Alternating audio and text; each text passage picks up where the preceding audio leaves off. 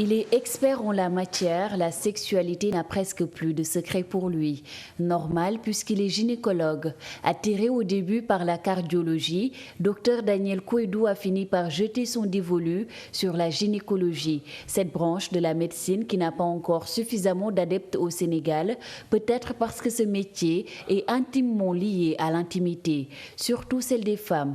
Mais l'envie d'aider les mères et en général les femmes a été pour lui plus forte que tous les préjugés qui entourent le métier de gynécologue. C'est le fait d'aider la mère, d'aider la famille, d'aider les personnes qui ont des problèmes de reproduction qui m'a surtout inspiré. Et comme je dis, j'étais jeune, la profession de gynécologie m'a attiré. Et quand j'ai réussi au concours d'internat, j'ai choisi la spécialité. La clientèle est surtout féminine. Oui. Bon, les hommes, ils viennent, soit ils accompagnent leurs femmes pour un problème de stérilité du couple. De temps en temps, il y en a qui viennent pour voir le gynécologue parce qu'ils ont un problème au niveau des organes reproducteurs, au niveau de leur appareil génital, une maladie. Mais rarement les hommes viennent. Nous avons une spécialité qui s'occupe de la femme, qui est en âge de procréer, qui n'est plus de la pédiatrie, qui a déjà sa puberté, etc. Nous avons un rôle de conseil, de prévention. Ensuite, nous avons un rôle de curatif, ça veut dire qu'on traite une femme qui vient parce qu'elle a une maladie au niveau de son appareil génital. On surveille les grossesses des femmes, on les accouche.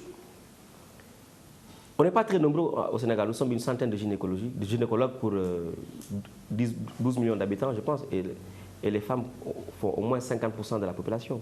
Ce que les personnes s'évertuent à couvrir en public par pudeur, elles devront se résoudre par moments à le dévoiler face à un gynécologue. On ne peut pas dire que cette situation est plaisante, mais c'est l'effort à fournir pour une meilleure santé. La première expérience est très souvent la plus difficile.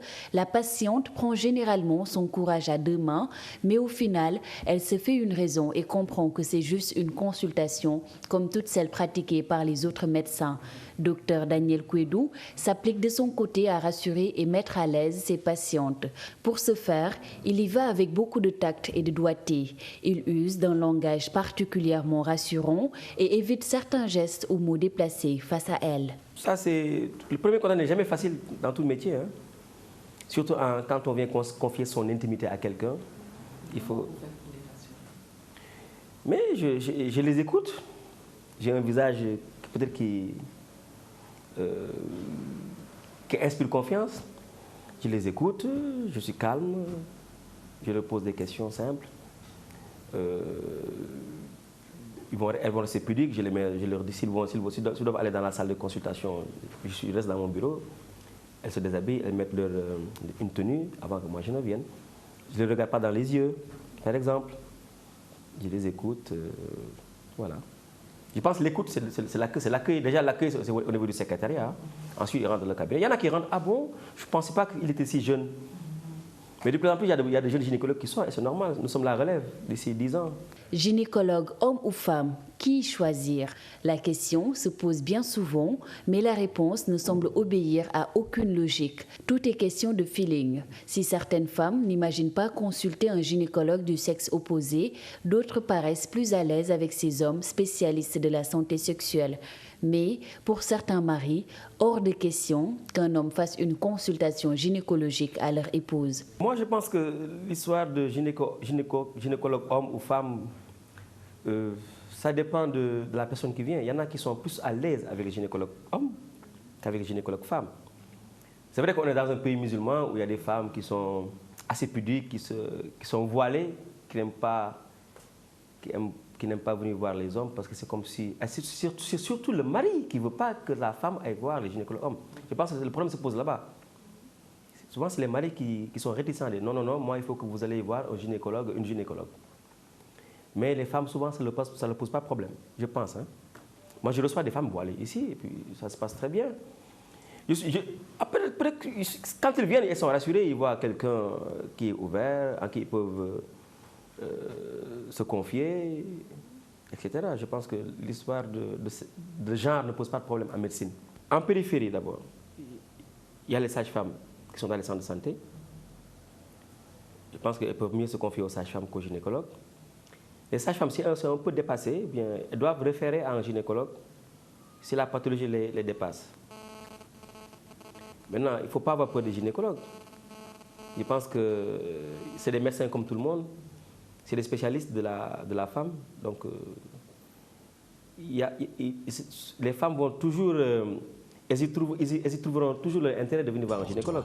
Ma chérie, viens voir le docteur. Viens voir le docteur, non, n'aie pas peur. Viens voir le docteur, non, n'aie pas peur. Viens voir le docteur, non, n'aie pas peur. Viens voir le docteur, non, n'aie pas peur. Viens voir le docteur. Viens voir le docteur. Viens voir le docteur. Si tous les hommes étaient gynécologues, il y aurait beaucoup moins de crimes passionnels. Nous ne pouvons certes pas confirmer la réalité de cette citation de Jean Anouilh, mais ce dont on peut témoigner, c'est que l'idée d'un crime passionnel n'a jamais flotté dans la tête du docteur Daniel Kouédou. Il aime trop aider les femmes pour penser leur faire du mal. Mais les aime-t-il beaucoup trop ? Pas plus que ne les aiment la plupart des hommes, en tout cas. D'ailleurs, Dr Kouédou a bien envie de faire comprendre aux gens qu'être gynéco ne veut pas dire être pervers. Alors, ne vous y méprenez pas. C'est comme si tu disais que les gynécologues, c'est des... Non, c'est comme si tu disais que les gynécologues, c'est des pervers. Non, c'est pas la question. Si, c'est l'idée que les gens ont reçue, que les gynécologues, c'est des pervers. Non, c'est à force de voir. Quelqu'un m'a dit, mais vous travaillez là où nous on joue. Je ne ressens rien du tout. Rien du tout. Non. Je pense que peut-être vous aussi, vous pensez que le gynécologue, il est là pour... c'est un voyeur. Non, on n'est pas des voyeurs. Hein. On soigne les malades, c'est tout. Vous allez à l'hôpital, vous allez à l'hôpital. Vous allez en neurologie. Les hommes sont à nu là-bas. Ah oui. Il y a des étudiantes en médecine qui les consultent. Il y a des urologues femmes. Donc ça ne pose pas souvent de problème. Il y a des infirmières qui sont obligées de préparer les malades. Des femmes, les gens sont nus, soit c'est des femmes, soit c'est des hommes. Donc la médecine est différente la médecine, c'est la médecine. Ça veut dire qu'on a juré. On n'a pas de compassion, on n'a pas de sentiment, on n'est pas attiré par les malades. Les malades, ils viennent se confier à nous. Il faut que nous aussi, nous avons aussi une... Comment je peux dire? On a une conscience. On a une conscience. Ce qui fait que c'est la conscience personnelle qui fait que... qu'est-ce que je peux dire? Ça nous... On regarde sans voir, peut-être, à la limite, sans voir le côté dont tu parles, le côté sexuel. Tu comprends? On est obligé de regarder. Pour dire qu'est-ce que la patiente a. Tu comprends? Mais on ne voit pas le côté sexuel, le côté physique. Croyez-le ou non, un gynécologue peut avoir une vie de couple parfaitement normale. Il est vrai que certaines femmes appréhendent de se marier avec un gynécologue du fait que celui-ci, dans la pratique de son métier, est appelé à visualiser les parties intimes de ses patientes. Mais, rassure Daniel Kouédou, un gynécologue pose un autre regard sur ses patientes, un regard qui n'a rien à voir avec celui qu'il pose sur son épouse. Dr Kouédou avoue rester insensible face à ses patientes. Moi, j'ai une femme et des enfants. C'est vrai qu'au début, ça posait un peu de problème à ma femme, le fait que je reçois tout le temps au cabinet des femmes, le fait que toute la nuit, souvent, je sors pour aller faire les urgences. Mais elle s'est adaptée, elle a compris. Hein.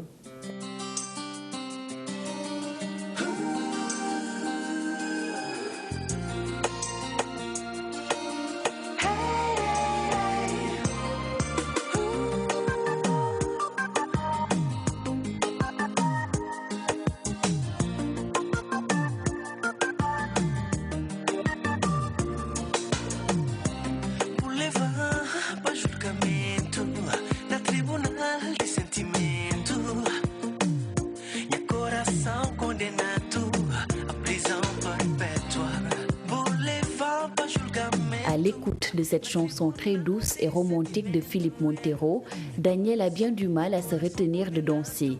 Puisque ce style de musique se danse en duo, Dr Kouédou a trouvé la cavalière parfaite en la personne de son épouse. En compagnie de celle-ci, il part presque tous les vendredis suivre les prestations de Philippe Montero. Son goût prononcé pour le style Kabolov s'explique peut-être par ses origines capverdiennes.